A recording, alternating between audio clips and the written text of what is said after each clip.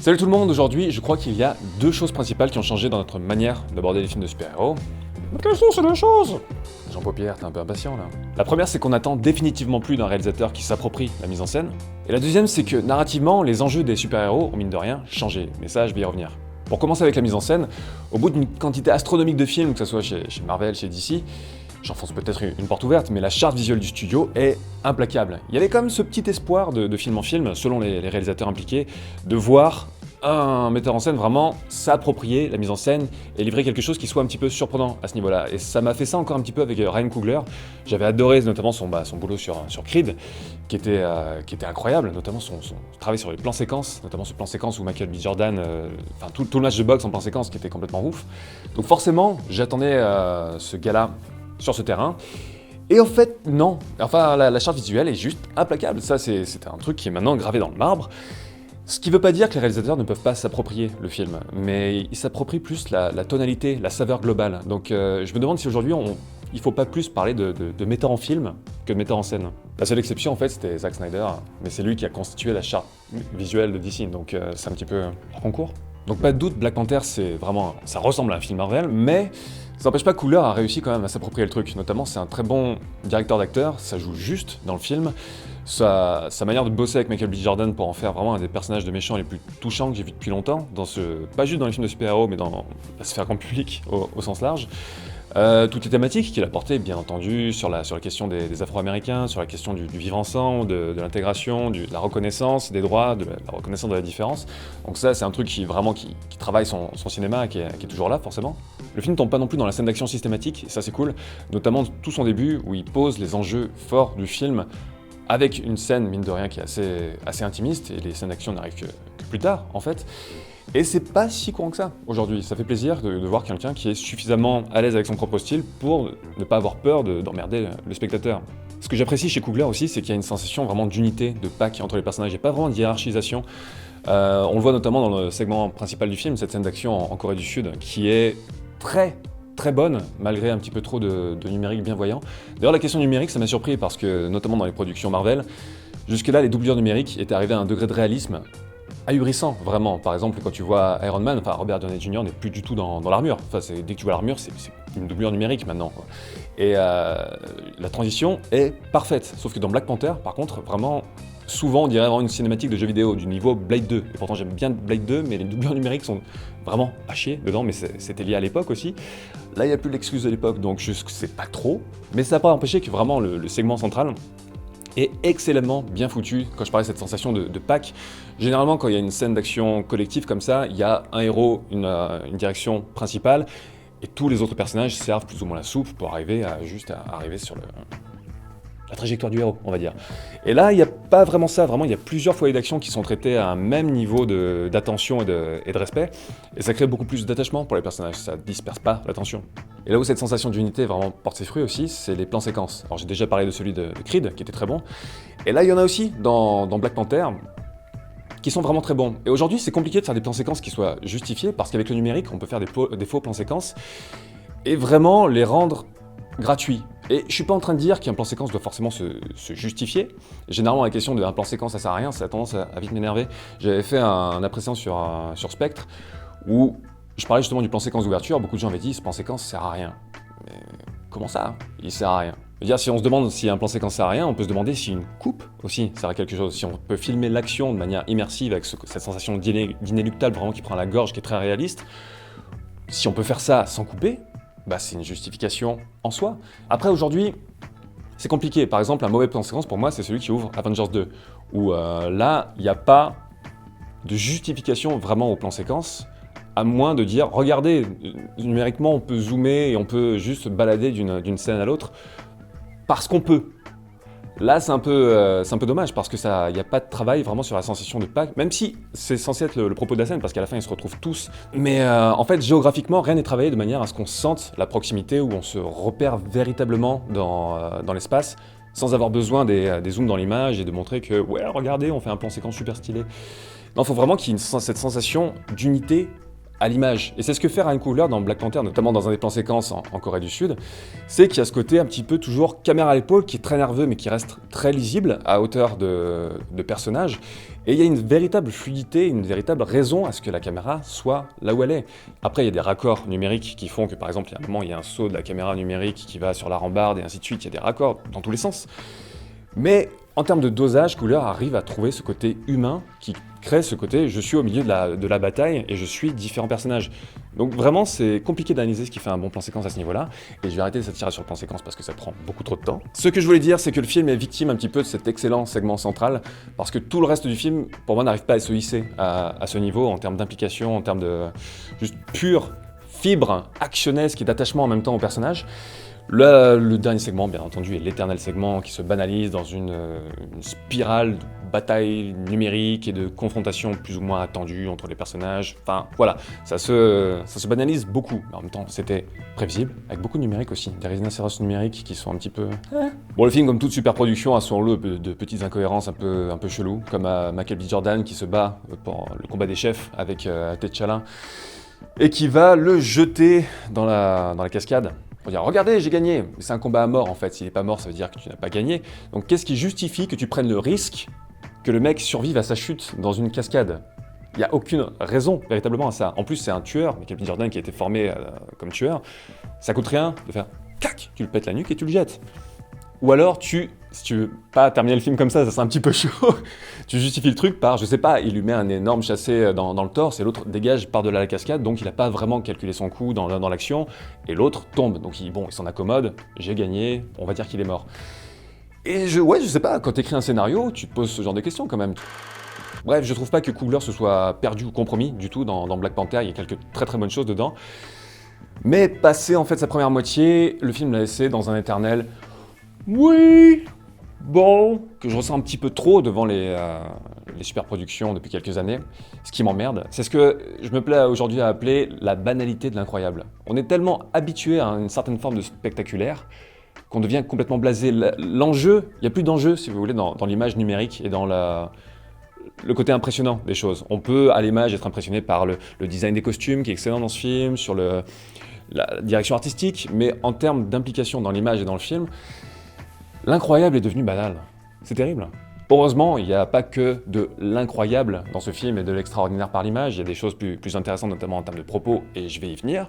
Mais voilà, c'était sympa. Sur la forme, c'était sympa. La deuxième chose, pour moi, qui a évolué dans notre manière d'appréhender les films de super-héros, c'est que les enjeux des héros ont évolué. On l'a vu récemment avec Spider-Man, on le revoit avec Black Panther. On peut plus raconter les éternelles mêmes origin stories. Là, c'est les premiers standalone movies pour ces personnages. Mais on n'est plus dans l'archétype du héros qui va se demander est-ce qu'il veut devenir un super-héros. On n'est plus dans ce truc-là. On est dans des super-héros qui sont déjà établis en tant que super-héros et qui vont se dire quel type de super-héros je veux être. Et c'est pas les mêmes enjeux. Bien sûr, c'est un truc qui a été fait avant, surtout dans les suites de films de super-héros, notamment Dark Knight et ainsi de suite. Mais là, avec cet univers étendu des univers Marvel, DC et tout ça, on se dirige de plus en plus vers ça. C'est plus juste des développements possibles. Vraiment, le focus principal se dirige vers ces questions. Et c'est plus important, parce qu'on n'est plus dans un truc manichéen du « est-ce que je veux être un super-héros ou pas ?» Donc dichotomie super-héros méchant.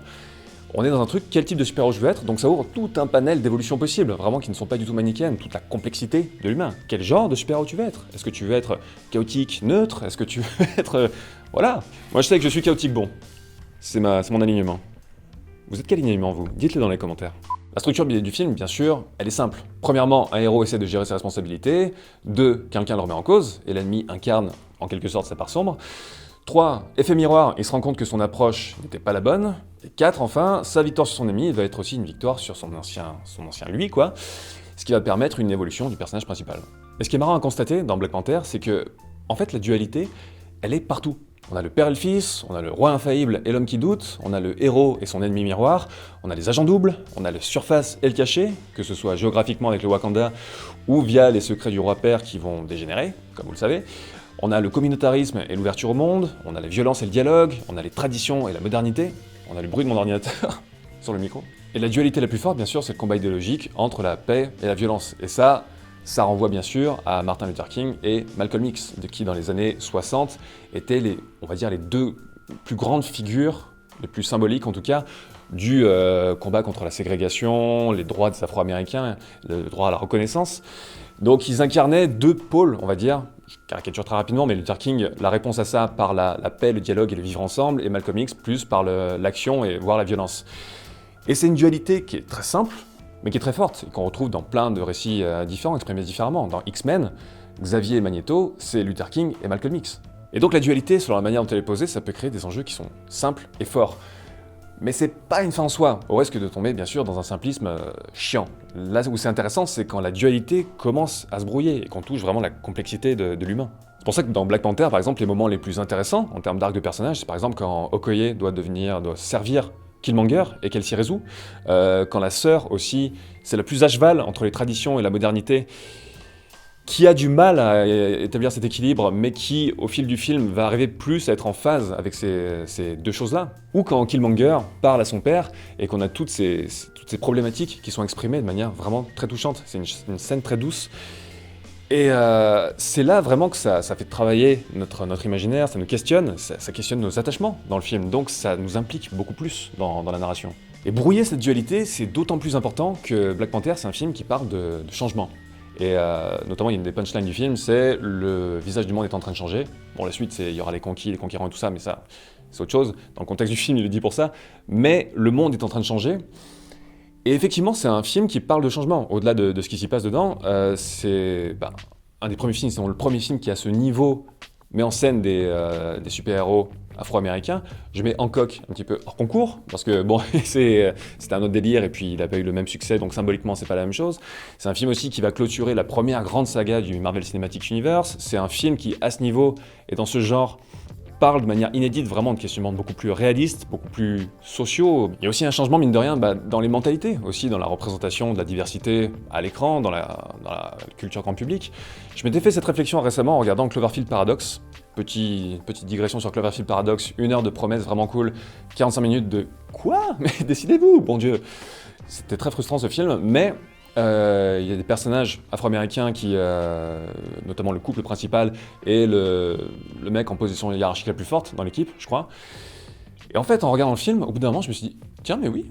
En fait, il y a quelques années, je me suis dit « Tiens, c'est cool qu'ils mettent en scène, enfin, qu'ils mettent en avant ces personnages. » Et là, je me suis même pas fait la réflexion. C'est devenu tellement acquis que, en fait, je regardais pas des personnages noirs, je regardais des personnages tout court. Et ça m'a fait plaisir de me dire ça. Et c'est pour ça que je trouve que le débat sur l'identification et le côté communautaire que ça peut avoir tourne en rond. Pour certains, en fait, il faudrait pas, bien entendu, avoir un super-héros femme pour les femmes, un super-héros noir pour les noirs, un super-héros nanana pour... justement, ça crée plus de communautarisme. Mais non, c'est à la base, c'est juste avoir une certaine diversité, tout simplement. Et ensuite, en termes d'identification, je vois pas en quoi ça cloisonne quoi que ce soit. Quand je regarde Black Panther, je regarde pas des personnages noirs, je regarde des personnages tout court, avec leurs problématiques, leurs enjeux, et je peux tout à fait m'identifier à certaines problématiques. Tout comme dans Wonder Woman. Ça me rappelle l'époque où je m'entraînais avec mes bracelets magiques sur une île paradisiaque. C'était superbe à cette époque. J'ai même pas besoin de s'identifier personnellement à certaines thématiques pour ressentir de l'empathie, parce qu'on peut se projeter sur certains trucs sans forcément les avoir vécus. Enfin, voilà. Mais là où ça devient intéressant, c'est que par-delà ces changements-là, en fait, toutes ces problématiques n'ont pas tant changé que ça. Black Panther, c'est un personnage qui a été créé en 66, c'est-à-dire 1 an après l'assassinat de Malcolm X et 2 ans avant celui de Martin Luther King, et l'année même de la création de l'organisation des Black Panthers. Bon, après, Stan Lee avait déclaré qu'il n'y avait aucun rapport entre les deux, mais ça n'empêche pas qu'il a été créé dans ce contexte, Black Panther, dans le contexte vraiment de la lutte pour les droits civiques, de la lutte contre la ségrégation et ainsi de suite, un contexte vraiment d'ébullition sociale. Et aujourd'hui, elle s'exprime peut-être différemment, mais les problématiques sont les mêmes. On est toujours face à la question de l'oppression, de la marginalisation, du communautarisme, de la reconnaissance, de la question du vivre ensemble, tout simplement. Donc en fait, le visage du monde a changé, oui, mais finalement on se rend compte que le personnage de Black Panther, autant dans les années 60 qu'aujourd'hui, il est pertinent de la même manière en fait. Mais là où le monde change aussi aujourd'hui, c'est qu'on est dans un monde de plus en plus complexe où on peut plus se permettre de raisonner juste de manière duale, vraiment simpliste.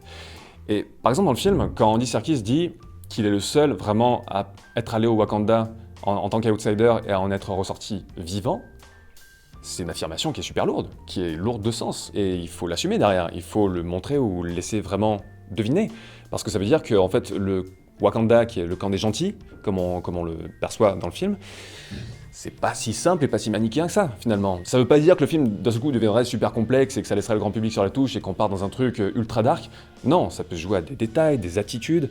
Le fait que, par exemple, Sirkis, s'il avait eu peur à l'idée de revenir au Wakanda, ça aurait créé un niveau de lecture vraiment intéressant, ça aurait montré que la tentation, enfin les deux pôles, le dialogue et la violence, on est tous partagés entre les deux. Il faut toujours être sur ses gardes par rapport à ça et toujours faire ces choix-là. Et ça aurait été un petit peu plus intéressant, je pense. Et mine de rien, T'Challa, il évolue pas tant que ça aussi, finalement.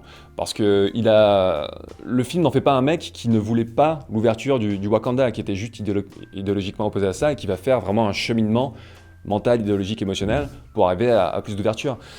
Là, c'est plus un mec qui vient d'arriver, d'être roi, il est plus en mode « Oui, non, bon, on est bien ici un petit peu, bon, j'ai d'autres chats à fouetter pour l'instant, mais on verra. » Donc il n'y a pas tant d'évolution que ça. Le film lui fait plus l'effet d'un coup de pied au cul, pour dire « Bon, dépêche-toi, il n'y a pas de temps pour déconner. » Bref, tout ça pour dire, on a affaire à un genre qui a l'air de pas évoluer, mais qui finalement change un petit peu, de manière discrète, en parlant d'un changement qui finalement reste le même. C'est le bordel. Et c'est ça le paradoxe, c'est que même s'il y a encore beaucoup de frilosité sur ce genre de production, les lignes bougent un petit peu, mine de rien. Et c'est pour ça que de temps en temps, je continue à faire des appréciations sur les Marvel et les DC. C'est qu'avec des productions qui deviennent de plus en plus énormes et avec de moins en moins de risques, on en arrive au plus gros dénominateur commun, vraiment, et avec une structure de récit du voyage du héros et ce genre de structure qui est de plus en plus à nu, vraiment à vif, comme essoré, et on en revient vraiment à la sève du truc. Et quand on en revient à cette sève, il n'y a pas le choix, il faut un tout petit peu faire bouger les lignes. Et là, on est dans cette zone, je pense, où ça commence un petit peu à se flouter. Donc c'est intéressant à observer, et c'est cool que Black Panther apporte à sa manière un petit peu de souffle frais là-dedans. D'air frais? De souffle frais? Bref, dernière chose, dans la séquence post-générique, j'aurais bien aimé voir Tony Stark à l'ONU, quand T'Challa dit « Je vais vous apporter ma technologie ». Tony Stark qui fait « Eh ben voilà, c'est pas trop tôt ». Voici pour mon avis sur Black Panther, n'hésitez pas à en dire ce que vous avez pensé dans les commentaires, et je vous dis à très bientôt.